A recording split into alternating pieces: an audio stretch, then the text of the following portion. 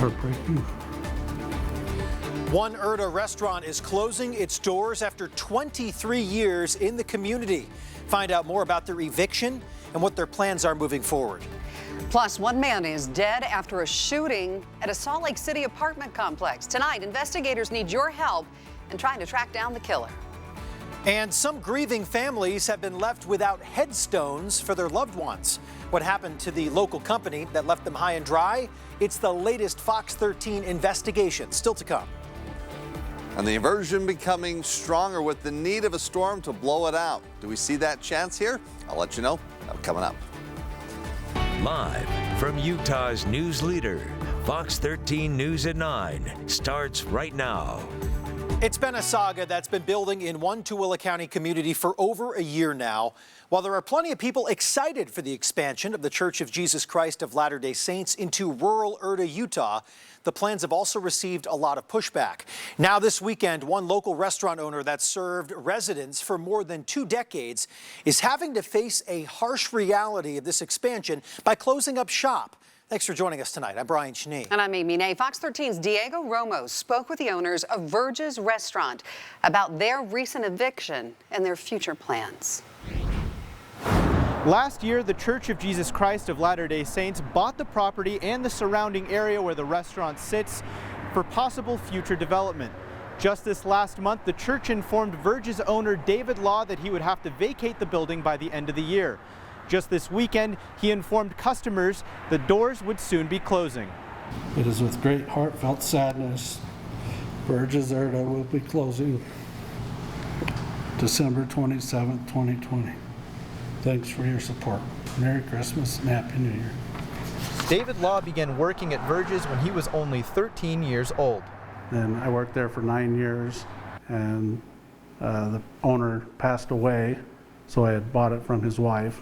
The Erda location was opened in 1997 and has been serving the community ever since. Well, it's over half my life. I met my wife here.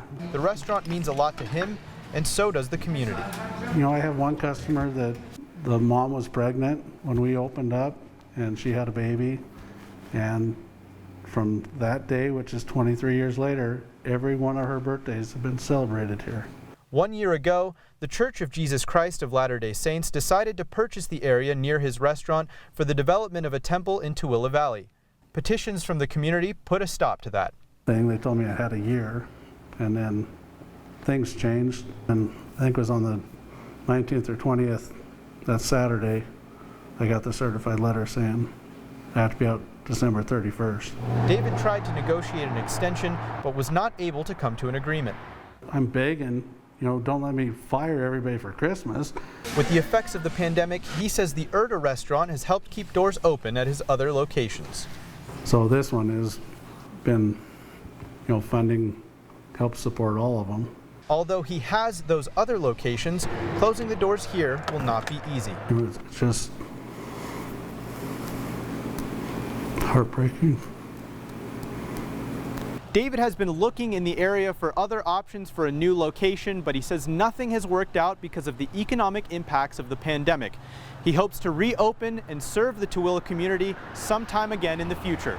In Erda, Diego Romo, Fox 13 News, Utah. Thank you, Diego. We did reach out to the Church of Jesus Christ of Latter-day Saints for a comment on this story, and they did send us this statement, saying they have worked with the restaurant on a month-to-month basis since they purchased the land in Erda in July of 2019. The statement goes on to say, quote, "We wish the owners of Verge's the best as they transition to a new location." Turning to COVID-19 in our state for the first time in weeks, Utah Department of Health is reporting no new deaths today due to COVID-19. There were lower numbers for new cases today with 2,500 reported, but with only 9,500 tests, there was still a 26% positivity rate. Utah has seen 215,000 cases so far. 595 people are currently hospitalized for the virus, with 35% of those being in intensive care. 91% of Utah's ICU beds are currently occupied. Another leader in the Church of Jesus Christ of Latter-day Saints has tested positive for COVID-19.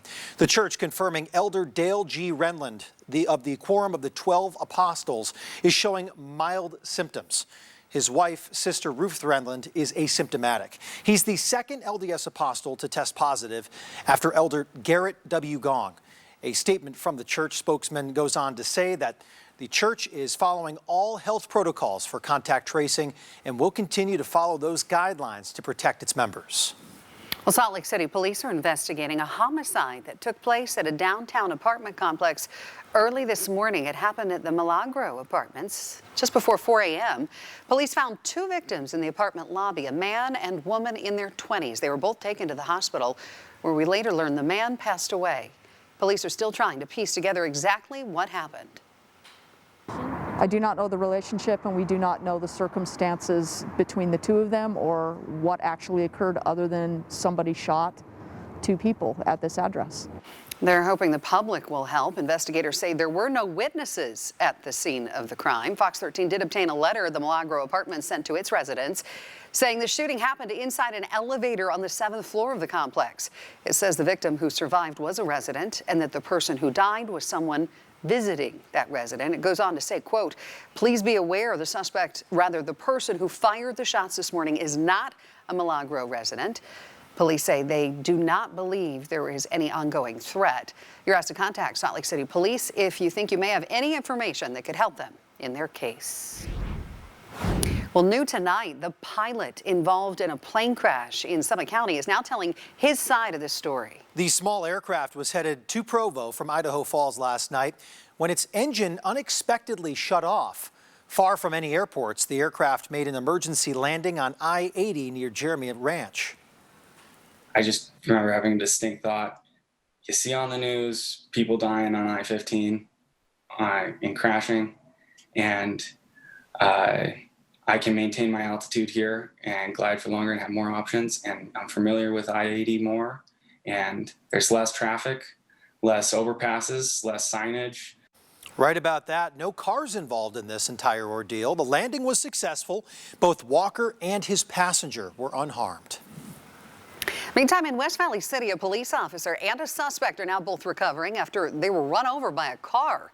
The 20-year-old male suspect was reportedly running around the Redwood Apartments complex after destroying some property last night when the officer arrived and tried to arrest him. The officer followed the suspect into oncoming traffic, and both were hit. The suspect is in the hospital in serious condition tonight. We're told the officer is expected to be okay.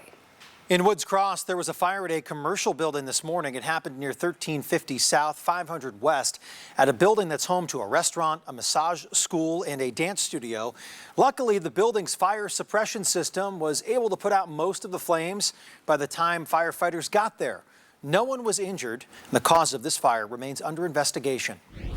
Turning to weather now, and the return of some hazy skies continuing to put a damper on air quality in northern Utah.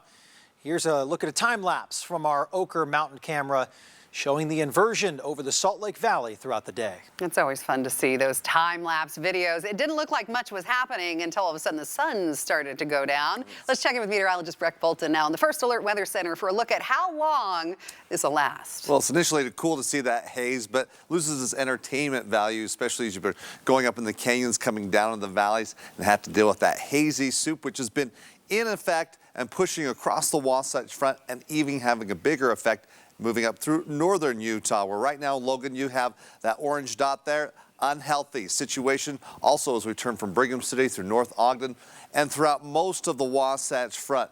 Noticeably different than what we saw yesterday. Yes, based on the air quality monitoring stations, but also visibly noticing that haze thicker today as we move even down through Utah County. So air quality, a bigger concern, even turning towards Uinta Basin. You see that red dot, unhealthy, moving to very unhealthy. Still fine as you look over towards Washington County. But we did get temperatures a little bit above normal and warmer than yesterday as we topped off at 45 degrees today in Ogden, 42 in Salt Lake City. Upper 40s though in Price. Yeah, once you get past the inversion moving further south, temperatures quickly climbing. Look at Cedar City, warmer than St. George. Yeah, sometimes St. George can have a little bit of an inversion, and that kept temperatures a little bit cool. Now, as we stand right now at 40 degrees in St. George, 20s along the Wasatch Front, it's going to be a cold night, but for some of us, some clouds pushing their way through, specifically as we turn towards St. George up through Cedar City. So we could maybe see some high-level clouds making their move through, which will actually allow temperatures not to cool off as much, but we're going to keep it clear along the Wasatch Front. Expected low in Salt Lake City, 23 degrees. Starting the work week off, yes, with the haze as it thickens up. That inversion is stronghold. We need that storm. We've been talking about that storm for Friday. Is it holding together? I'll let you know coming up. A now former teacher at this middle school is behind bars. I'm John Franke in Riverton. I'll explain the shocking details investigators uncovered that led to this arrest. Plus, are we getting any closer to a COVID-19 relief bill? There may be a light at the end of the tunnel. Hear about what's in the works on Capitol Hill. And more ski resorts are opening up. What you need to know before you go to Solitude this winter when we come back. Well, a developing story we're following for you. A now former teacher with the Jordan School District is behind bars, facing kidnapping charges. Investigators with the Riverton Police Department say Lucas Talley had an inappropriate relationship with at least one middle school student. Fox 13's John Franke has a look at the disturbing details that led to this arrest and a warning for all families. This investigation began over Thanksgiving weekend. Police say Lucas Talley was a teacher here for more than a decade. But during that time, investigators allege his relationship with a girl in his class crossed the line for how a teacher should interact with a student. We're always concerned that his intentions were to take it further. Riverton police say this man, 38-year-old Lucas Talley, used his position as a middle school teacher to groom teenage girls. His statement was that he knew what he was doing was wrong and that he continued to do it anyway. This probable cause statement details the relationship Talley had with one student during the 2019-2020 school year, a relationship investigators describe as evolving from student-teacher mentor to emotional. He was using his position to basically put her in an uncomfortable situation. The relationship grew at the start of the COVID-19 pandemic in April after school shut down. Investigators say Talley snuck the 14-year-old student into the school building by hiding her inside a black and yellow Sterilite bin that he wheeled into his classroom so no one would see. Talley told investigators he named the bin after the young girl and placed a label inside it that said, "Hope your box is comfortable." He thought if he could get her to a private place that, he might be able to further his agenda. The victim told detectives she felt uncomfortable and was scared something sexual was about to happen. Talley allegedly touched the girl inappropriately. We all want to believe that we can have trust in our teachers, and 99.9% of them are great people and salt of the earth. But police believe this teacher is one that can't be trusted and tried this with several girls. With the pattern of history that was documented, I think that there's potential that other victims may come forward. Parents are urged to talk openly with their children, to watch for things that don't feel right, to be the best defense against any predators. It only takes one circumstance like this to make us realize that we need to keep an eye on our kids and have good communication with them to prevent them from being victimized by somebody. The Jordan School District tells us Talley is no longer an employee here. Police are urging other students, whether current or former, who feel like they may have been victimized, to come forward. In Riverton, John Franke, Fox 13 News, Utah.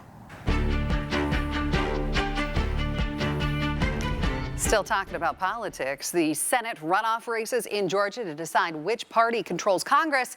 Well, they're heating up tonight with two of the candidates squaring off in a debate. One of the races between Republican incumbent Kelly Loeffler and her Democratic challenger Raphael Warnock, a pastor from Atlanta. Loeffler has been urging the Republican Party to come together, while Warnock has branded himself as an everyman alternative to Loeffler, saying on the trail that he's representing the common man on Capitol Hill. And I'm concerned that Washington is not focused on ordinary people. You can't tell the difference between Washington back rooms and corporate boardrooms.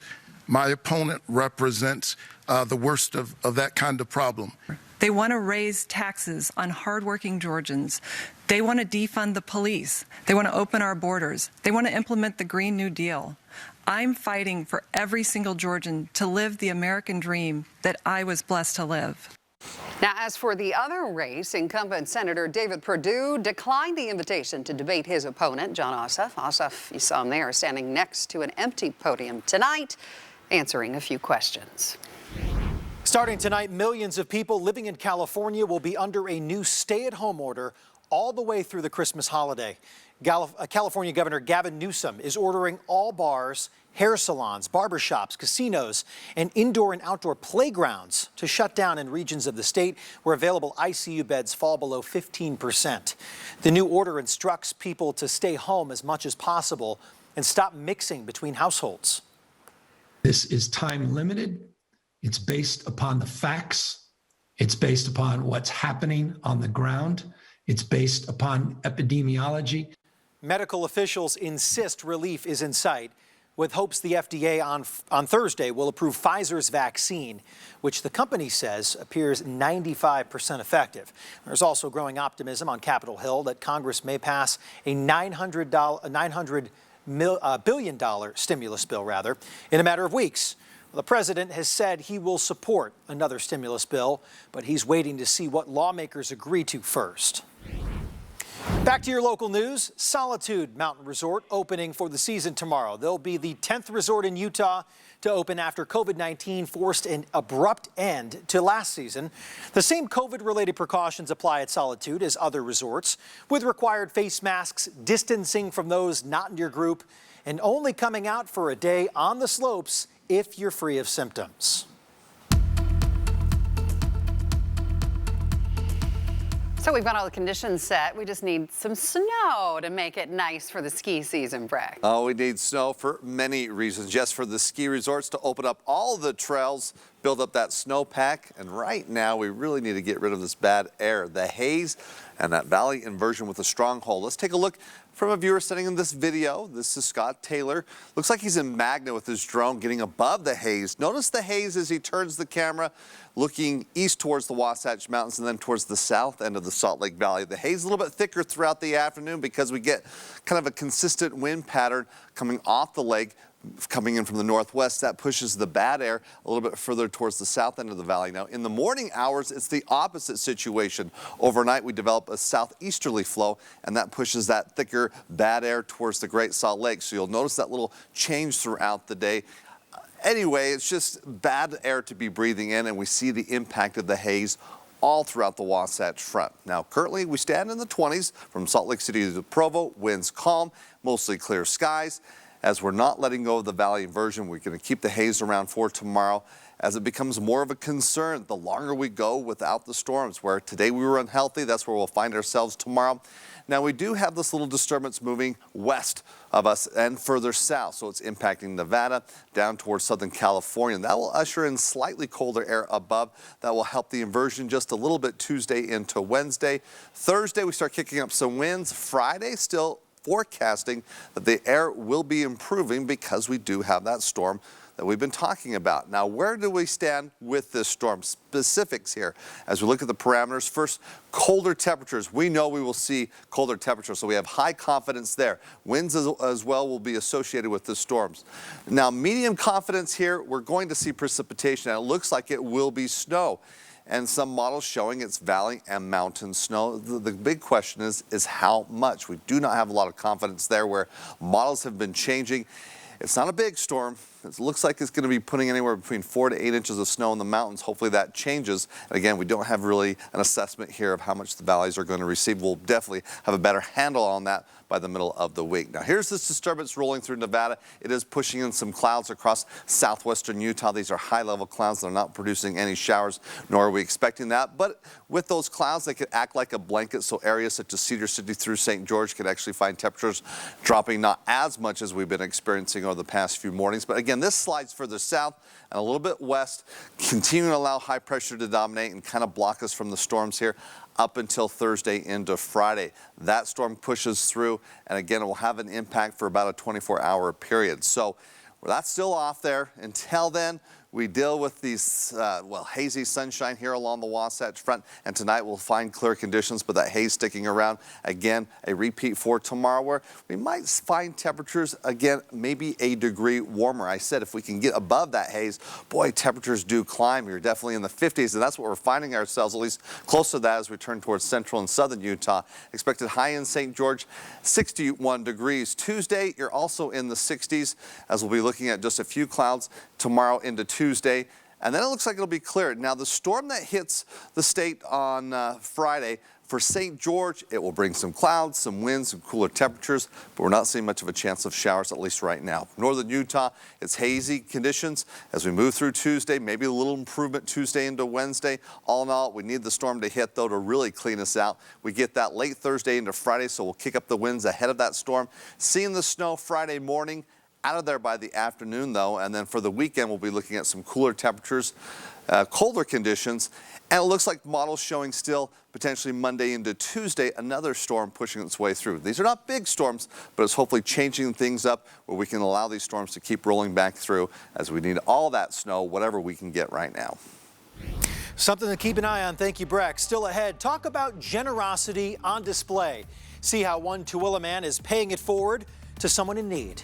And don't forget, when you can't watch Fox 13 News live, you can watch us streaming online for free on Roku, Fire TV, and Apple TV. Just search for Fox 13 on your device. We'll be right back. Thanks so much for joining us tonight. Tomorrow through Friday, people who are living on the street can experience a little cheerful moment with this holiday season with something called the annual Candy Cane Corner program. The Road Home Shelter, along with the Utah chapter of Volunteers of America, have been working to create a COVID-safe pop-up store. This to help give families in need holiday gifts. If you want to donate to this unique program, we've got a link for you at our website, fox13now.com. A Tooele man continuing with his own birthday tradition by paying it forward to help out someone within the community who might be down on their luck. Check it out. So, giving away my birthday money. Here we go. Let's see how it goes. For the third year in a row, Don Jarvis decided he didn't need anything on his birthday. Instead, he and his wife put Don's birthday money in an envelope and gave it to someone who was nominated by others within the community. Thank you so much. Happy my birthday. You guys are lucky ones. You know, I really don't need anything, so I might as well make somebody else have a smile, especially, you know, it's especially a bad year this year with COVID and all that. Don received more than 180 nominations on the Tooele County 411 Facebook page.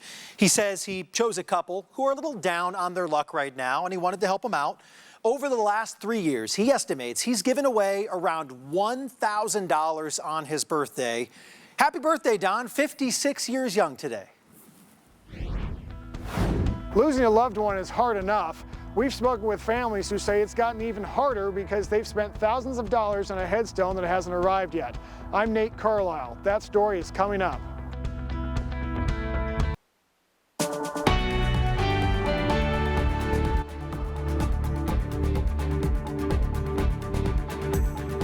The monument is complete and has my dad's touches on it. I'm very sad because I'm still grieving. I want the monument. An emotional time has just gotten harder for families who purchased burial headstones from an Ogden company. Grieving families from Utah to Tennessee say they paid months or even years ago and are still without the grave markers, even though in at least one case, all the manufacturer had to do was inscribe the date of death. Here's Fox 13 News investigative reporter Nate Carlisle with the story. Byron Sessions Jr. is buried here at the Bountiful City Cemetery.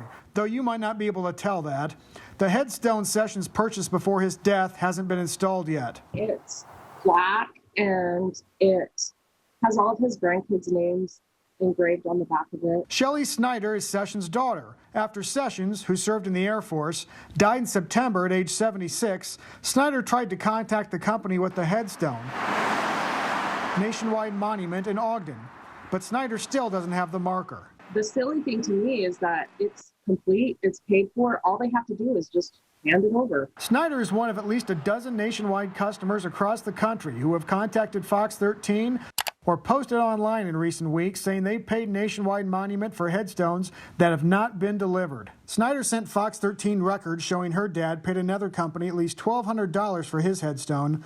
Then in 2018, he paid Nationwide at least $400 more to keep the stone and engrave his date of death on it and install it at his grave when it was time. I found them online. LaShondra Anderson of Memphis, Tennessee needed a headstone after her 17-year-old nephew Cameron Edwards died in a car crash in March.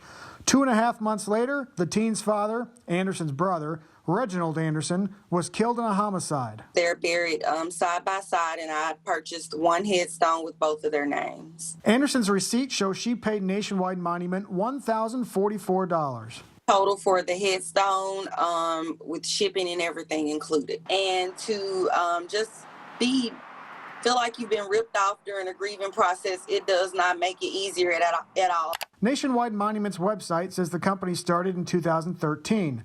It had mostly positive reviews online, until recently.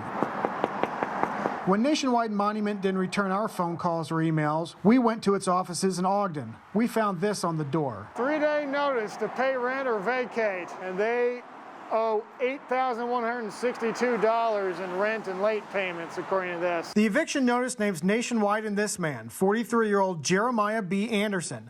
He is on Utah's sex offender registry for a 2007 conviction of attempted sodomy on a child. Jeremiah Anderson was still on parole when, in April of this year, prosecutors charged him with new counts of rape, sodomy, and other crimes. He's accused of meeting a 16-year-old girl on a dating site and paying her $300 for sex. While he awaits trial in that case, Jeremiah Anderson's parole was revoked. He's currently in the Utah State Prison. As of Friday, Nationwide's website said it is still operating and serving families, but Snyder and Anderson haven't been able to reach anyone at the company. I was trying to look through the fence and see if I could see my dad's monument, and I couldn't. And then a guy came out the door. And so I asked him, hey, what's going on? The guy says, oh, no, we're still in business. We're back there working. We just closed the show in for COVID. The employee, according to Snyder, said someone would get back to her. No one has. The first thing that you want to do once you realize you've been scammed. Britta Clark is the Director of Communications for the Better Business Bureau serving Utah and Northern Nevada. Contact your bank or your credit card company to start the process of getting your money back. Clark also suggests customers like Snyder and Anderson file complaints with the Better Business Bureau, the State Office of Consumer Protection, and the Federal Trade Commission. Sometimes we encourage our consumers to go to the local police department, and if you call and you can start a case, and oftentimes they will send officers out to the business owner. Some Nationwide Monument customers feel stuck. Do they continue pursuing their headstones or a refund? Or, if they have the money, do they order from a new company? A new order could take weeks to fill, further dragging out the grieving process. I was actually going to just go ahead and order another marker here locally, but I'm kind of waiting just to see what happens. I want the monument. It's hard to go through losing your father. And we're struggling with his insurance company, and it just seems like one thing after another. And yeah, I'm sad. Reporting in Bountiful and Ogden, I'm Nate Carlisle, Fox 13 News, Utah. Thank you, Nate. And we have posted links to the various consumer protection agencies on our website along with this story. Just go to fox13now.com and click on the Fox 13 Investigates link. If you have a story you'd like Fox 13 News to investigate, send an email to iteam@fox13now.com, or you can call our tip line at 801-536-1314. Much more for you coming up here on our show. Math scores among students going down all across the country. We're going to take a closer look at why this may be happening. And before we go to break, just want to share a photo coming in. Michael Bowman hiking up Big Cottonwood Canyon near Twin Peaks. Yeah, escaping the inversion, but look at that snowpack. Oh, it is scarce. This is what you would see maybe the first part of October or late spring. Coming up, we'll be looking at the long-range models and get you ready for Christmas to see how many storms potentially could roll through. That's coming up.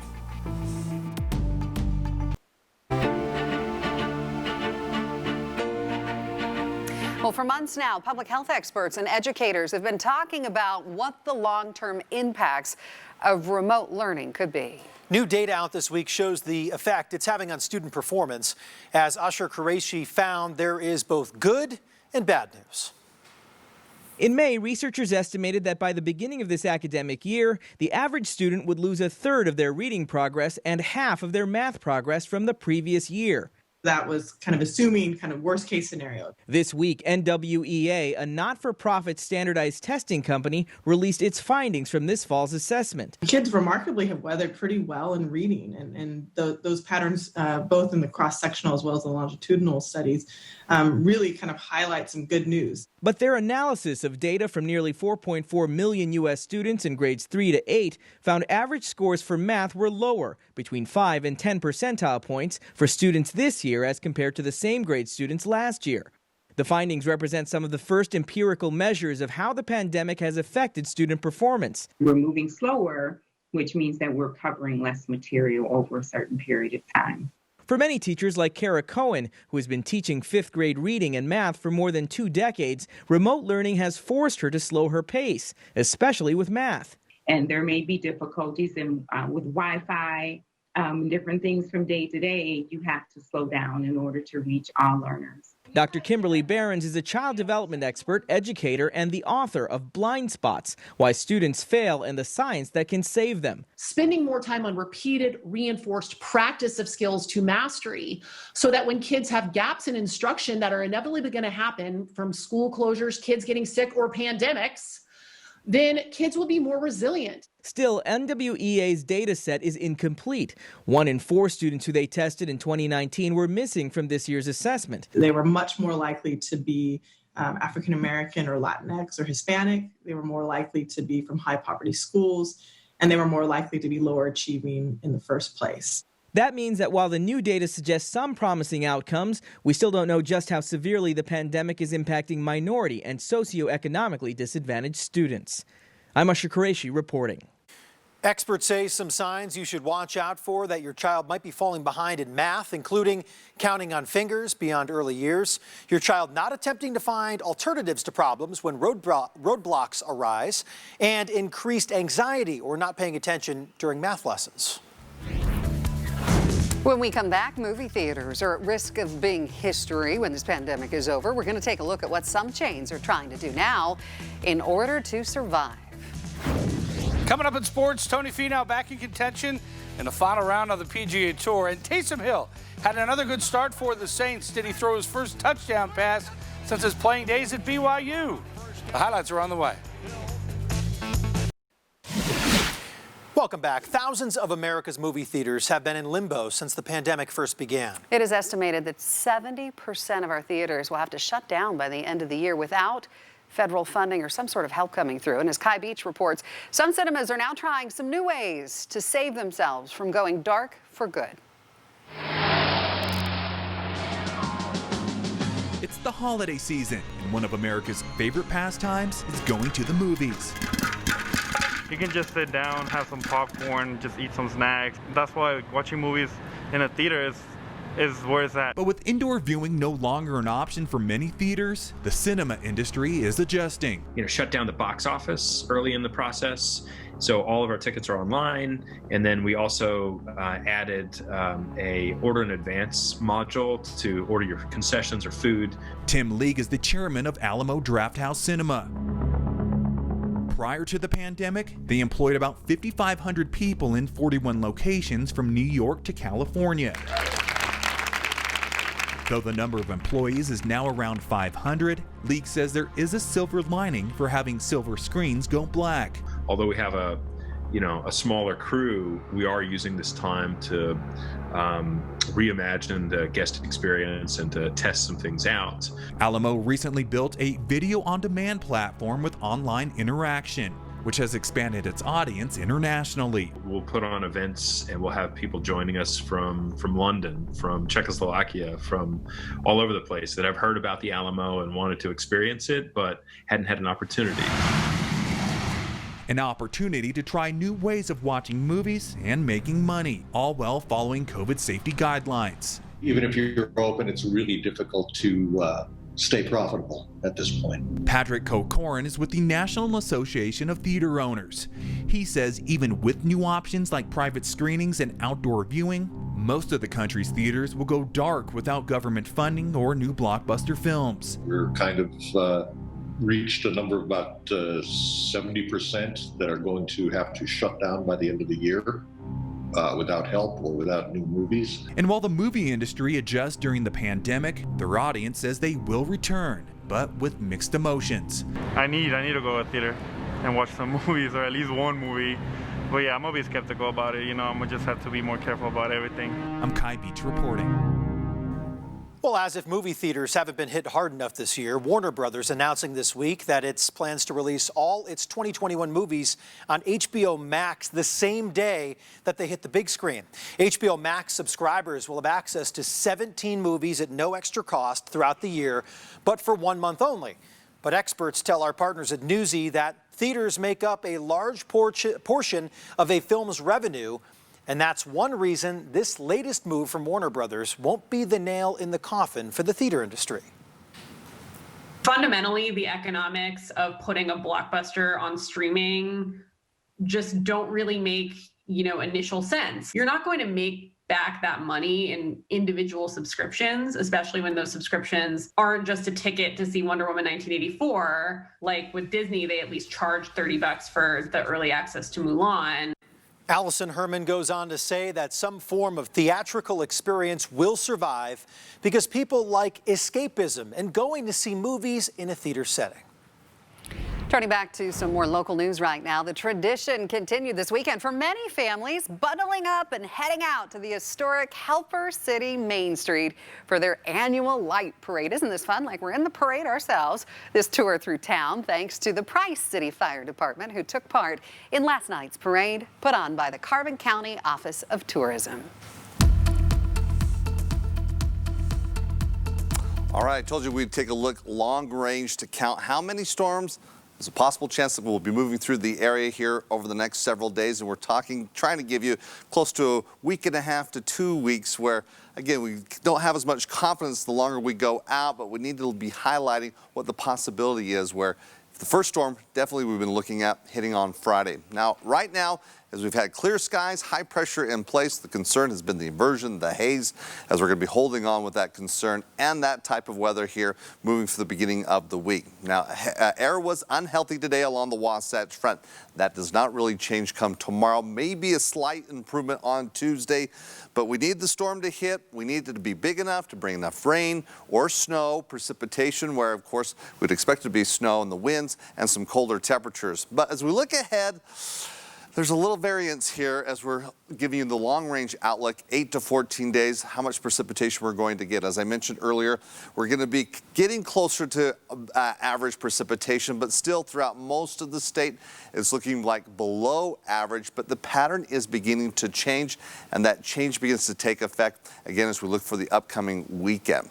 Let's take a look right now what's going on. We do have a disturbance with a storm rolling through portions of southern Nevada. It's producing very light precipitation. It is moving some clouds in southwestern Utah. These clouds will act like a little blanket there where temperatures shouldn't be as cold, but different story throughout most of the state. Northern, central into northeastern Utah, it's going to be another chilly night as high pressure still dominating the weather pattern right now and allowing temperatures to warm up ever so slightly each and every day as we'll see that warm up. It is the warm before our next storm, which really makes changes as we move into Thursday. Let's confirm that and again give you kind of a long range here the next 10 to 11 days and count how many storms will be rolling through. Again, that disturbance kind of pushing its way further south. We start to see things fairly dry. Nothing changes here much Tuesday into Wednesday. Thursday, we start to see some clouds and some winds ahead of that storm that's making its move Pacific Northwest and then directly hitting portions of northern Utah. Now, it's not a big storm. It does bring some precipitation. It looks like it's going to be on Friday. The focus, again, across northern Utah, central and southern Utah, you're going to get a little skunked here in that you're not going to see much activity. That's one storm. But as we move into Sunday, into Monday, the second storm hitting with, again, a focus across northern Utah. Not hitting central or southern Utah, but bringing some clouds and maybe some cooler temperatures. But things are changing. We're seeing a lot more moisture in the upper atmosphere. And it's streaming through the state and bringing us another chance, maybe about 3 different storms. They're not big storms, but over the next couple of weeks, things lining up, and maybe the big one hitting towards the middle and latter end of the following week. So things are changing. We're priming the pump, and that change again hits as we look towards the weekend. Tonight it's clear, temperatures in the 20s. Tomorrow, slightly warmer. For most spots, we're in the 40s, 50s though in Milford, close to 50 degrees in Moab, and for St. George, we're going to be looking at temperatures in the 60s, keeping it dry, keeping it sunny. The first storm doesn't do much. It drops temperatures for the weekend as we'll be down into the low 50s. Northern Utah, it's 40s, upper 40s on Wednesday, some winds on Thursday, snow showers on Friday, then it clears off but cools down. And again, the following week, hopefully we get a couple of additional storms as well. Taysom Hill won his first 2 games as the Saints starting quarterback, but he still was searching for his first touchdown pass since his senior season at BYU 4 years ago. Taysom Hill and the Saints went after their 9th straight win against the Falcons. It was scoreless in the first quarter when Hill made a big play with his feet, tucks it and runs it. Got the speed to get around the edge and goes 43 yards, the longest run of his NFL career. That set up his first NFL touchdown pass. Sets and fires to Tre'Quan Smith. 15-yard touchdown put the Saints up 7-0. A big moment for Taysom. Then in the second quarter, he threw his second touchdown pass to Jared Cook in the end zone. Hill completed 27 of his 37 passes for 232 and 2 scores, plus 83 yards rushing. The Saints won 21-16 to improve to 10-2, clinching a playoff spot. It looked like the Jets were going to get their first win of the season against the Raiders. Ty Johnson touchdown run put the Jets up 4 with over 5 minutes to play. The Raiders had a chance to take the lead, 4th and 3. Derek Carr's pass, though, incomplete, so the Jets got the ball back with 1:37 to play. But Carr and the Raiders got another shot. This time they made it count. Carr steps up, some fires it downfield. Henry Ruggs, 46-yard touchdown pass with 5 seconds remaining. The Raiders won at 31-28 to improve to 7-5. Broncos had their quarterback back after missing last week due to COVID-19, and it was useful. Drew Lock to former Utah Ute Tim Patrick for the touchdown, 10-3 Broncos. Then in the third quarter, they hook up again. At first, the ref said no, he was out of bounds, but the replay showed he did get 2 feet down with the ball for the touchdown and a 16-12 lead. But the Chiefs rallied back. Patrick Mahomes to Travis Kelce, 20 yards for the go-ahead score. The Chiefs won it 22-16 to improve to 11-1. The Browns took on the Titans. Baker Mayfield had a big game for Cleveland. Deep ball to Donovan Peoples-Jones. He was wide open. 75 yards for the score, put the Browns up 24-7. Later in the second quarter, Mayfield, another nice throw to Rashard Higgins. Mayfield threw season-high 334 yards, all 4 touchdown passes in the first half. The Browns won at 41-35. They're 9-3. The Titans fall to 8-4. PGA Tour final round of the Mayakoba Classic in Mexico. Salt Lake City native Tony Finau struggled on the back nine yesterday, came out strong on the front nine today. Great shot at the 7th, set up one of his 5 birdies on his first 8 holes to move into second place, 2 shots out the lead, but 3 bogeys cost him on the back nine. Did birdie the 18th here to finish tied for 18th at 5 under par. Victor Hovland had this birdie putt for the win on the 18th hole, and it drops in. Won by 1 shot at 20 under par, his second win on the PGA Tour. Coming up tonight on the sports page, we'll check in with the Utah Jazz at training camp, plus college football. The Utes with their first win last night, and college basketball as well. We'll be right back.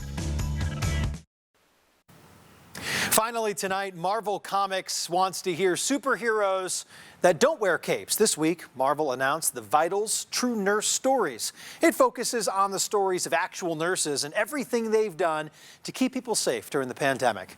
Marvel dedicates the project to the real heroes saving our world. Yeah, special salute to all those healthcare workers out there on the front lines. Thanks so much for watching Fox 13 News at 9. Don't go anywhere. Quick Cast is up next. Sports Page after that.